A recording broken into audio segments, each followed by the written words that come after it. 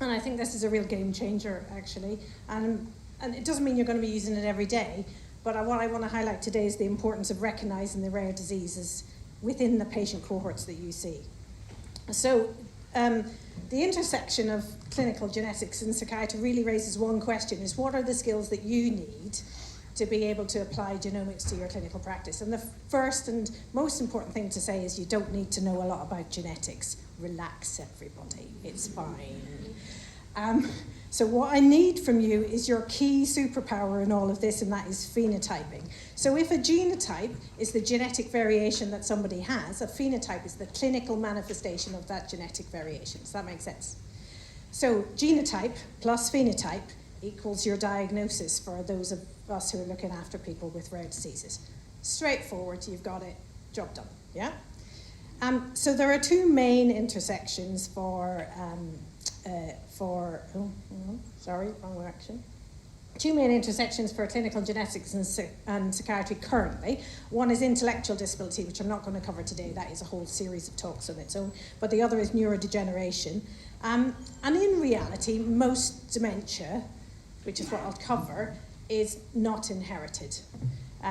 But it's not unlike any other common disease in that way, in that there's a subset of it which is inherited, is genetic, and it's really important both for the proband, the person you're seeing in front of you with that diagnosis, to get the right diagnosis, and secondly for their family members, because we have to think of it, if it's an inherited disease, those family members are going to want to know if and how and when they might become affected in later life.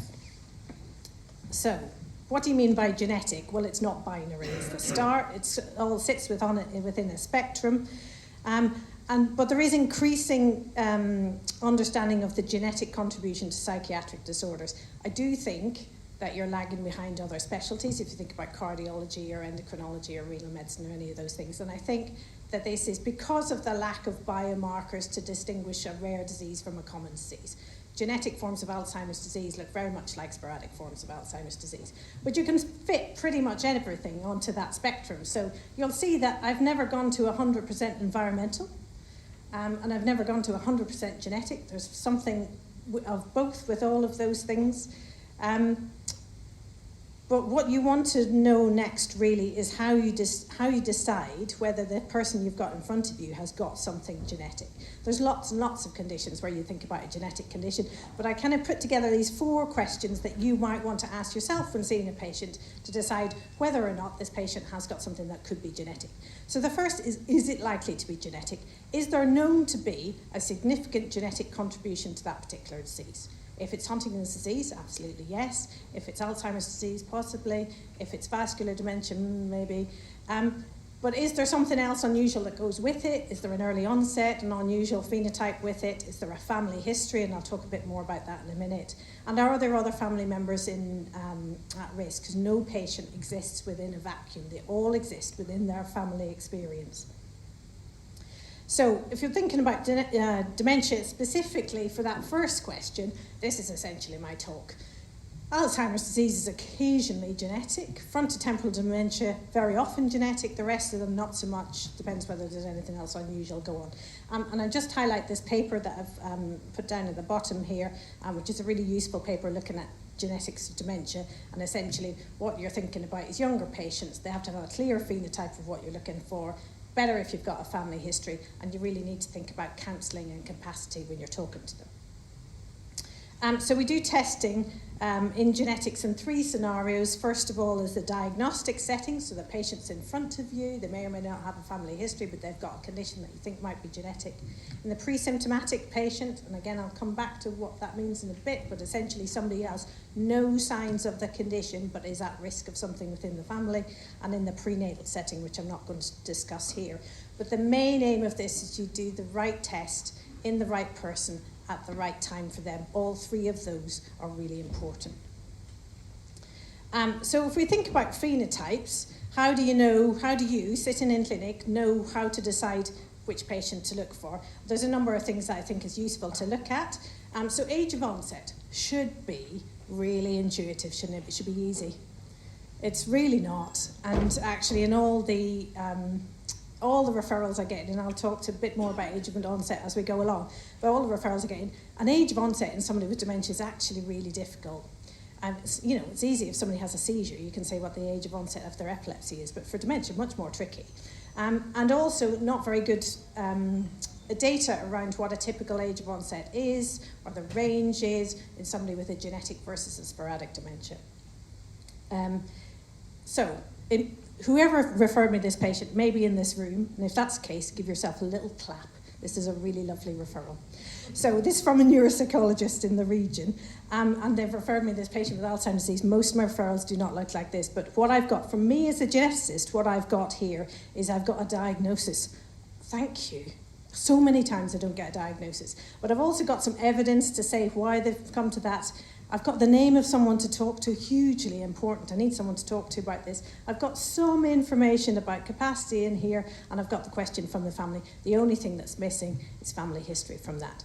But these are the kind of things the bits of information that I will use to decide, is genetic testing going to be helpful in this person?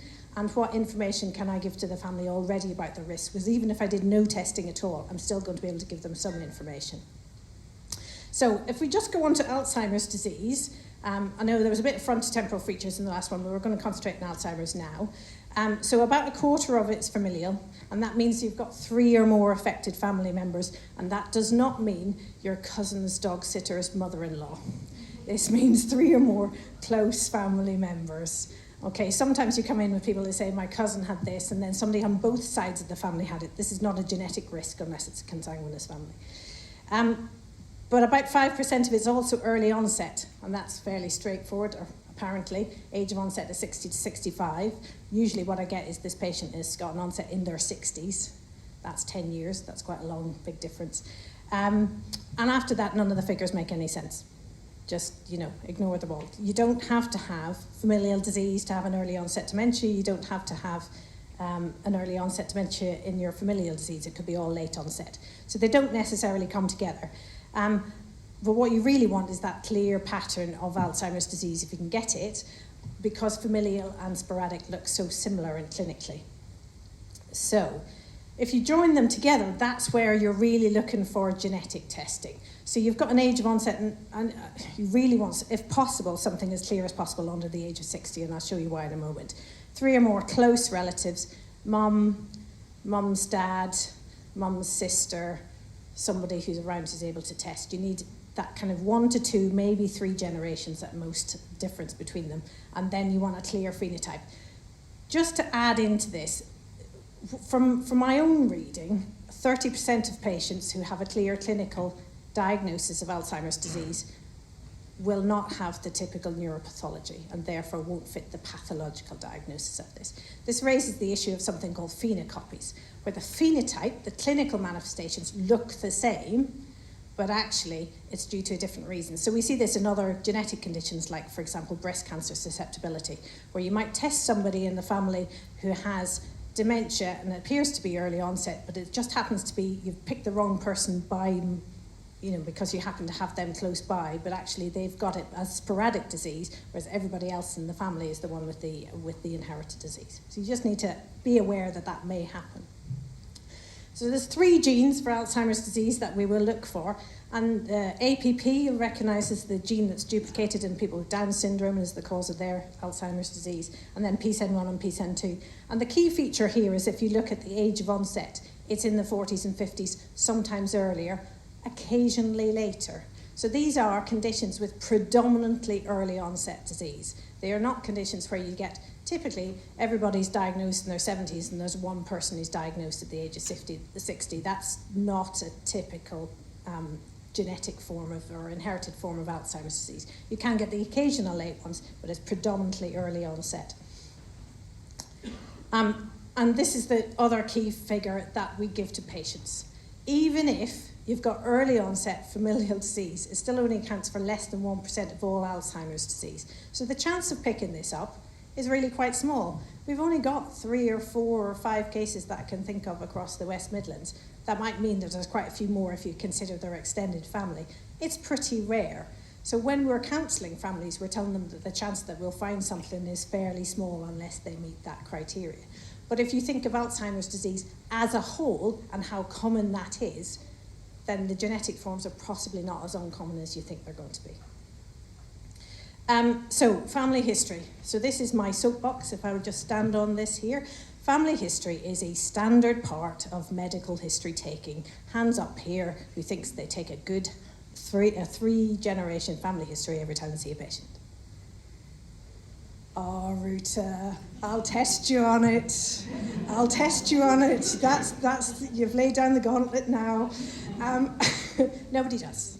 I do, obviously, but I can't emphasize highly enough how useful a skill it is to do. For a start, patients actually quite enjoy unwrapping their genealogy in front of you, okay? There's lots of things that you can get from the information gathering process, but this bottom one I think is possibly the most useful one for you. It's hugely helpful in telling you who they like, who they don't, who they talk to, who they don't, where they sit within the family. You hear all sorts of things that happen about it if you just let the information flow a little bit. And it doesn't take a long time. So I can whip out 3-generation family history in about 7 minutes. That's not a long time in your clinic if you're seeing people more than once. It's going to take you a bit longer. What I suggest you do is click on the QR code there for anybody with a smartphone. It will take you directly to the Genomics Education Programme site on how to take a family history. There's a video and various other resources that will just guide you through it. But the more practice you get and do, the better you'll get at it, the more information you'll get out. It's a hugely useful tool. And one of the reasons I think that it's is useful, it's not just about gaining genetics risks. It's about understanding what your patient thinks about those risks as well. So they might have quite negative experiences of dementia in the family, and therefore have quite negative thoughts about what's going to happen to them in the future. It can tell you all sorts of that kind of information. So here's a family history, a referral I received with quite a lot of family history information. You can buy a tea towel with that online, by the way, if anyone wants it. It's really good. I have it in my office. And what we've got here is the age of the patient. And what to point out is this patient is reaching the age at which her affected relatives became affected, and that's a really common time for people to be referred in. We've got 3 people in the family in 2 generations, and this patient isn't affected herself. So would anyone here think, on the basis of what I've said so far, that we should be offering genetic testing in this? Who would go for yes? Yeah? Okay. Anyone go definitely for no? No, everybody else sat uncomfortably on the fence? Yeah, it's not a nice place, is it? So this is really borderline, actually, and that's based on, so we've got 3 affected family members, but what you don't have is a definitive diagnosis and all of this. Although it's Alzheimer's, so she's 53, and her grandmother apparently had Alzheimer's. How confident can you be that that was Alzheimer's in that population at that time? Can't really. The other thing is but the main thing for me, there's 2 things. One is the age of onset is relatively late onset. 60s are really tricky. I get lots of this patient is diagnosed in their 60s. Does that make a difference? What is that? The second major issue is that we don't necessarily have someone to test. It says that her father was diagnosed at 73. It doesn't tell you that he's still alive and we're able to test him. You can only do genetic testing in a surviving affected family members. There are some circumstances in where you can do it in someone who is deceased. I can come back to that. But essentially you need a surviving affected family member to test whether or not they have capacity. So again, that comes back to the right test, right person, right time. So do we have a right test? I'm not convinced we do. Do we have the right person? Not yet. Time doesn't really matter until we answer those 2. So this one's for the neurologists. So if you've got somebody with cognitive impairment, do not ignore everything else that's going on in their history. Some of the non-cognitive neurology, and I love that phrase now that I've invented it, is really helpful to work out whether there's something else going on, because it's not just about Alzheimer's genes and frontotemporal genes. There's a lot of other syndromes in which you get cognitive decline as part of their symptomatology. So, for example, there's a newish gene called STUB1, which is one of my favourites, which can present either with a cerebellar ataxia or a frontal lobe syndrome. They look very much like every other type of frontal lobe dementia. So we've got several families, in fact more families with that in the West Midlands than we do of some of the Alzheimer's genes.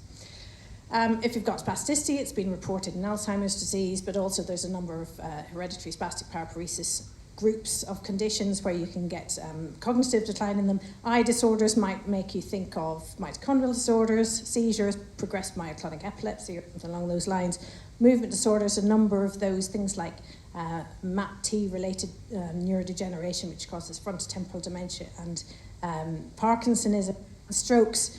You think about some of the vascular dementia disorders. So that is the only exception to the vascular dementia, is usually not genetic bit of this. So most of those non-cognitive neurologies are associated with a kind of an odd or a frontotemporal type picture.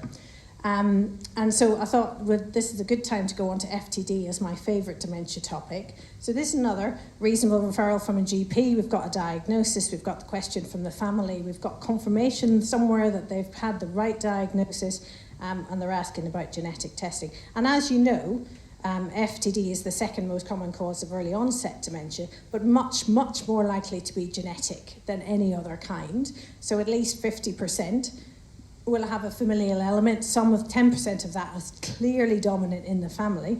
And I think we don't do it systematically, but I think if you look at the non-cognitive neurology as well, that figure is likely to be higher. So that often the family history will look a little bit like this, and this is what you should. This is what draws out every time, isn't it? All right, yeah. So often these unspecified dementias or Pick's disease or cognitive impairment. It's the behavioural variant FTD that you're looking for here. And if you add the figures together, they're a bit more helpful in FTD. If you've got FTD and a family history, you've got a pickup rate in genetic testing of up to 30%.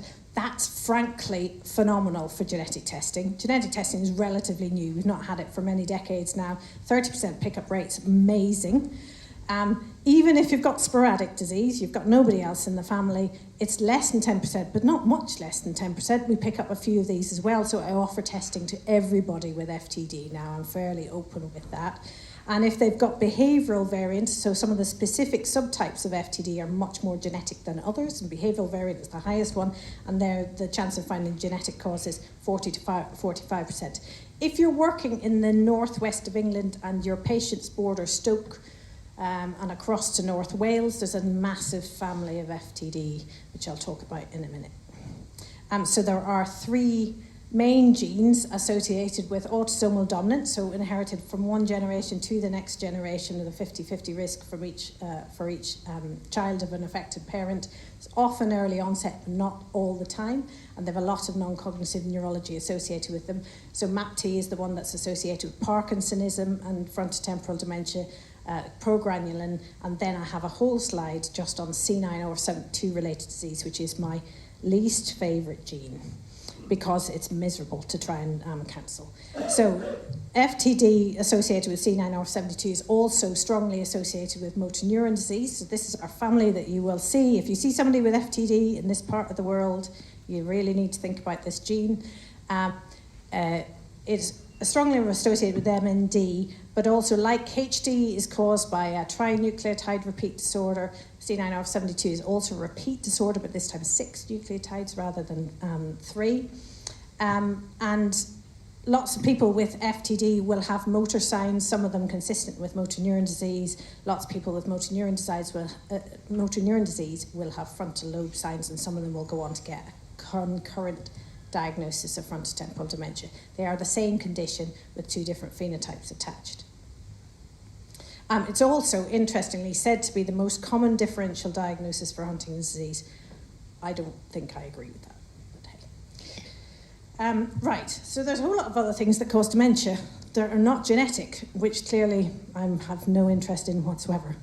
But I get lots of referrals that look very much like this one. There's a family history of vascular dementia, and what I have to try and tease out of that information is there enough there to suggest there's something like CADASIL that causes an early onset vascular dementia associated with recurrent strokes and severe migraines, and can present as early as kind of late teens, early 20s, often presents in pregnancy with a stroke-like episode. Would anyone offer testing in this scenario? There are some genes associated with vascular dementia. What do you think? I'm given I've gone with right test, right time, right person. Anyone? Okay. No? Well, I wouldn't in this circumstance. It's far too borderline. And what I just want to highlight to you is my mother, who's got some environmental risks, is also quite forgetful. What I need from you then is to go and say, well, actually, is she just a bit forgetful because she's busy, or does she have some signs of cognitive impairment? Does this indicate something that's going on? So again, right test, right person, right time. So, quick note on pre-symptomatic testing, which is only offered by clinical genetics. Predicting the future for any individual is hugely challenging, and just because they sit in front of you in the clinic and sound fairly sensible does not mean that they will make the same decision given a bit of time to reflect and some appropriate counselling. So that's why it all comes through clinical genetics. And often people will come in and say, I just want the test, doc, I don't want any of this counselling, and then they come back to you afterwards and go, oh, thank you very much for the counselling, I'm really pleased we had it. So the idea around this is that whole Donald Rumsfeld effect, that your patients don't always know what they don't know. I like this quote from Adam Grant around it. Again, right person, right test. So this is your quick fire guide to genetic testing.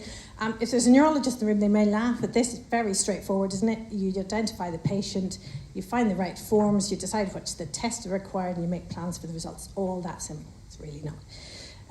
So there's the Argos catalogue of genetic testing in England. It's called the National Genomic Test Directory, which you can find online if you just Google that. And it's all the tests that you can do. And in psychiatry, there's 4 of these. One for Wilson's disease, which is I'm not going to cover today. One for HD. One for intellectual disability on a small basis. And one for adult onset neurodegenerative disorders, which looks for dementia, motor neuron disease, and complex Parkinsonism. So these are the criteria for testing for dementia, which you can see are relatively broad, don't fit any early age of onset. So far, it's a slightly random choice, and they don't define particularly well the kind of family history. But it means it's quite open. You can do any kind of testing almost in that. If you're thinking about results, you have 4 possibilities here. We might find nothing at all, and that's the majority of the tests you do. You just have to accept that within it. You might find something, and this is an example, it's not very clear on there, but this is an example of a positive genetic test in somebody with a granulin mutation, and the laboratory will tell you what evidence they've got and what you should do about it after, which is very helpful. But if you're doing testing, you can also come across gene variants of uncertain significance, and they are what they say on the tin. They are variants for which we don't have sufficient evidence to say that they are definitely the cause or not the cause. And the reason for that is because when you're doing this test, you're testing over 100 genes in one go. And if you're just looking at PSEN1 and PSEN2 in that list of genes, I've just taken a bit of it, you can also find a prion disease gene, 2 Parkinson's disease genes. This one causes a neuronal brain iron accumulation. That one causes motor neuron disease, and that one causes disease. So actually you're testing for lots of conditions at one time. You may find a change in a gene either that's hard to interpret or that causes a completely different condition. You've just unearthed another condition in the family that they may or may not have known about. So where do you go for help? These are my last 2. All right. So I've written you part of a website for this because this is complex stuff and you want to know what to do about it. So GNotes is the website you want. It's got some clinical information on what you do. If you're sat in clinic, you've got a patient in front of you, you think you might want to do some testing. There is a neurology section up and running already. There's a psychiatry working group in progress. And we've already got one resource in for young onset dementia, and it'll tell you essentially when about testing and how to do it. And it also has a whole lot of other resources in there if you want to just give yourself a refresher of how to explain some genetic ideas. Roby, thanks very much. So the last thing to say is that there's lots of other support out there. There's lots of excitement about genetic testing in psychiatry growing across the country. In the West Midlands, we have this meeting. This next one is next week. If anyone wants to come and join in and hasn't heard about it, and it's really about discussing cases and working out who we're going to think about rare dementias in. And there's a clinical pathway initiative that Nick Bass, who I mentioned up there, is developing to help you decide when you're ready to think about starting genetic testing. So, finally, Genetic testing is quite important. You've got all the right skills already. Let's get involved. Any questions?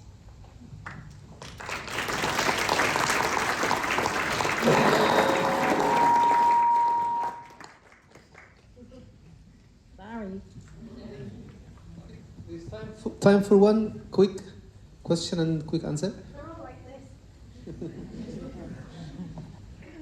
No, we just all clear. Yes, yes.